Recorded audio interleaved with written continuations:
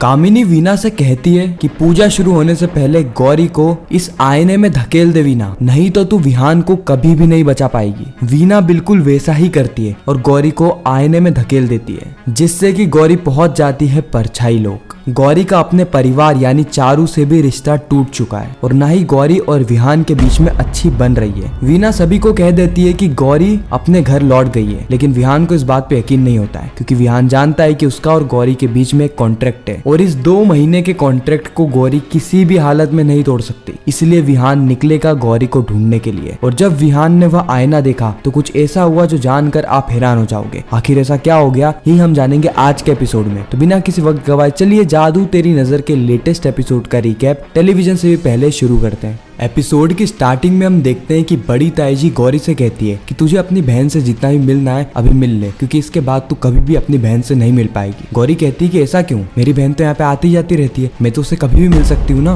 बड़ी ताईजी कहती है कि तुमने कभी ब्रह्मचारिणी कथा के बारे में सुना है। गौरी कहती है नहीं। बड़ी ताईजी कहती है कि मैं तुम्हें बताती हूँ। ब्रह्मचारिणी कथा देवी पार्वती की कथा है, जहाँ पे देवी पार्वती ने महादेव को पाने के लिए अपना पूरा परिवार को त्याग दिया था। हम तुम्हें यह समझाना चाह रहे हैं लड़की कि अगर तुम इस घर में रहना चाहती हो तो तुम्हें भी देवी पार्वती की तरह अपने पूरे परिवार को छोड़ना होगा। गौरी कहती है कि आप क्या बात कर रही है, कोई भी लड़की अगर शादी करके दूसरे घर में जाती है तो वैसे ही वो अपने परिवार को छोड़ देती है, लेकिन रिश्ते तो फिर भी बरकरार रहते हैं ना। बड़ी ताईजी कहती है लेकिन हर लड़की के घर वाले तुम्हारी तरह नाचने वाले नहीं होते। कमल का फूल कीचड़ में उगता है, लेकिन ब्रह्मा जी को चढ़ने के लिए उसे कीचड़ को छोड़ना पड़ता है, शुद्ध होना पड़ता है। और जब से तुम्हारी विहान से शादी हुई तब से तुम्हें कमल हो, इसलिए छोड़ दो कीचड़ का पीछा। और वैसे भी तुम्हें हमारे घर की बहू होने के लिए उस नाचने वाली की बेटी होना छोड़ना होगा, मायके की इस डोर को तोड़ना होगा। इसीलिए आज से और अभी से तुम किसी की बेटी नहीं हो बल्कि बहू हो, हमारे खानदान की बहू। गौरी का दिल पूरी तरीके से टूट जाता है। गौरी एक उम्मीद के साथ विहान की ओर देखती है, लेकिन विहान गौरी से नजरें नहीं मिला पाता है। विहान को मजबूरन ये कहना पड़ता है कि इस घर में जो भी ताईजी कहेगी वही चलेगा।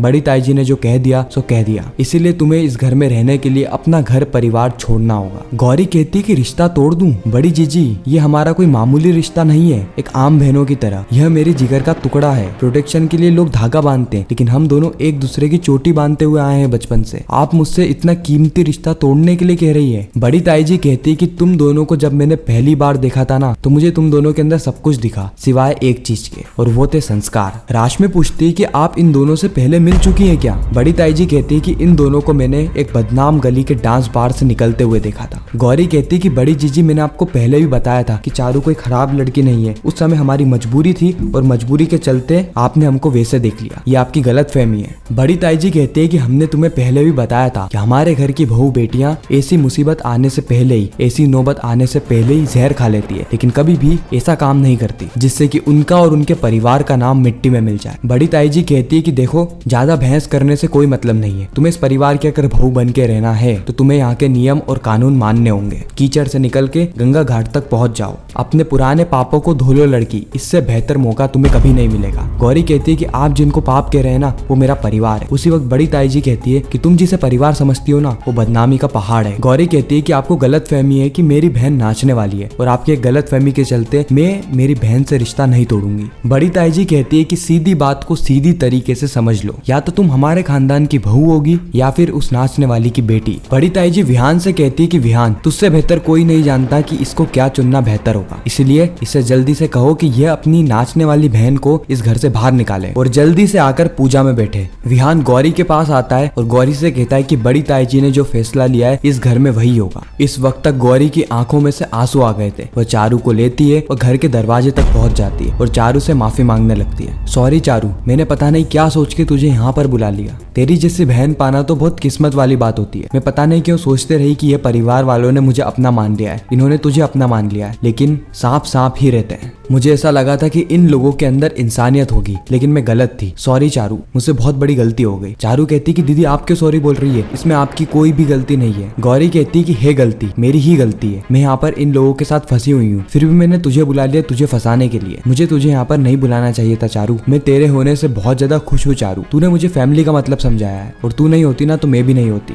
और अब से मैं यह बात याद रखूंगी कि ये झूठे लोग मेरे लिए कुछ भी नहीं है, ना ही पहले थे, ना ही अभी है, और ना ही आगे हो पाएंगे। बस चारू तू मुझे 2 महीने दे दे, मैं 2 महीने बाद अपनी फैमिली के पास वापस आ जाऊंगी और मुझे माफ कर दे यार। चारू कहती कि दीदी आपको माफी मांगने की कोई भी जरूरत नहीं है, मैं कह रही हूँ ना कि आपके यहाँ पर कोई भी गलती नहीं है। यह दोनों ही बहन एक दूसरे से गले मिलती है और इसके बाद चारू कहती है कि दीदी आप रोना मत। इतना कहकर चारू वहाँ से चली जाती है। इस और हम देखते हैं कि कामिनी वीना से कहती है कि वीना पूजा शुरू होने से पहले गौरी को इस आईने में धकेल दो, नहीं तो उसके बाद वह इस आईने में नहीं आ पाएगी और विहान तुमसे हमेशा हमेशा के लिए अलग हो जाएगा। विहान को बचाना चाहती हो तो गौरी को इस आईने में धकेल दो। गौरी बहुत ज्यादा उदास हो जाती है और सीधे अपने कमरे की ओर भागती है। इस और बड़ी ताईजी कहती है कि पूजा मुहूर्त से होती है और मुहूर्त किसी का मोहताज नहीं होता, इसलिए विहान तुम जाओ और अपनी पत्नी को यहाँ पर लेकर आओ। इस और हम देखते हैं कि गौरी के दिमाग में बार बार वो सारी बातें चल रही होती है जो कि बड़ी ताईजी ने उसके और चारू के सामने कही थी। कैसे बड़ी ताईजी ने इसके पूरे ही परिवार को कीचड़ के समान तोल दिया था, यहाँ तक कि चारू को भी कई बार नाचने वाली कहकर शर्मिंदा किया।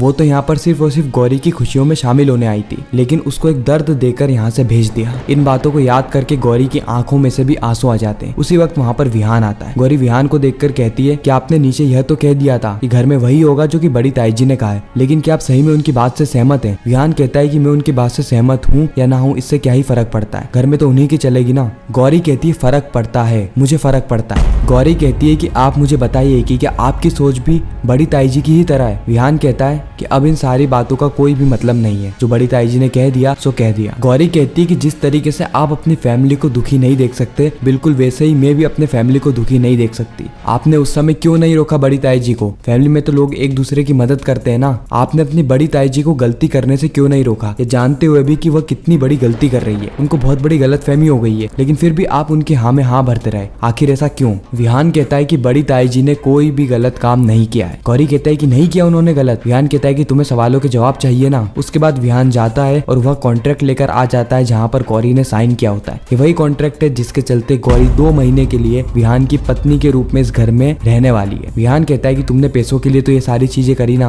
और यहीं से ही तुम्हारे संस्कार पता चलते हैं। हालांकि विहान ये बातें कहना तो नहीं चाहता था, लेकिन उसे कैसे भी करके गौरी को पूजा में भेजना था, इसलिए गौरी को कहता है कि तुम यहाँ से पूजा के लिए चली जाओ। गौरी का दिल पूरी तरीके से चकनाचूर हो जाता है। गौरी वहाँ से पूजा के लिए जा ही रही होती है कि बीच में गौरी को वीना मिलती है। वीना गौरी को कहती है कि गौरी इसको मेरे कमरे में ड्रेसिंग रूम के बाहर रख देना। गौरी बिल्कुल वैसा ही करती है। गौरी जैसे ही वीना के कमरे में जाती है और उस सामान को ड्रेसिंग रूम में रख के वहाँ से निकल ही रही होती है कि उसी वक्त एक आवाज आती है, बिश्वा। गौरी पीछे मुड़ के देखती है तो कामिनी गौरी की गर्दन पकड़ लेती है और उसे धक्का दे रही होती है। गौरी जब पलटती है तो देखती है कि सामने इतना बड़ा आईना है। गौरी को समझ में नहीं आ रहा होता है कि आखिर ये हो क्या रहा है। फिर अचानक से एक धक्का आता है जिससे कि गौरी उस आईने के अंदर गिर जाती है, यानी परछाई लोक में चली जाती है। अब आगे क्या होगा यह देखना बहुत ज्यादा इंटरेस्टिंग रहेगा। और इसी के साथ जादू तेरी नजर का यह एपिसोड यहीं पर ही खत्म हो जाता है। आपको ये रिकेप कैसा लगा कमेंट सेक्शन में जरूर बताना। साथ ही आप जादू तेरी नजर के अलावा और कौन कौन से टीवी शोज के रिकेप और देखना चाहते हैं वह भी कमेंट करना। मैं मिलता हूँ आप सभी से किसी नेक्स्ट इंटरेस्टिंग वीडियो में। जब तक के लिए गुड बाय।